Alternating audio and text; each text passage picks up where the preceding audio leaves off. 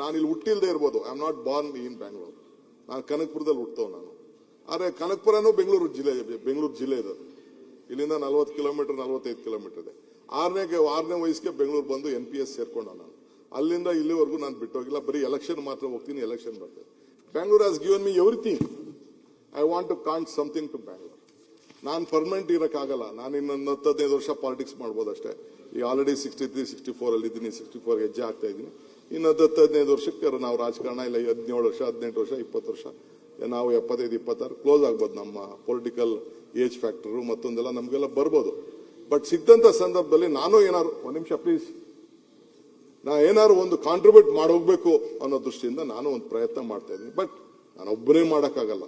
Government ಜೊತೆಗೆ ನೀವೆಲ್ಲ ನಿಮ್ಮ ವ್ಯಾಲ್ಯೂಬಲ್ ಸಜೆಷನ್ ಕೊಡಬೇಕು ಈ ಡೆಮೋಕ್ರೆಟಿಕ್ ಸೆಟಪ್ ಅಲ್ಲಿ ಅಂತೇಳಿ ನಾನು ಆಲೋಚನೆ ಮಾಡಿಕೊಂಡು ಅನೇಕ ಕಾರ್ಯಕ್ರಮಗಳನ್ನು ಇವತ್ತು ರೂಪಿಸಿಕೊಂಡು ನಾವು ಬರ್ತಾ ಇದ್ದೇವೆ.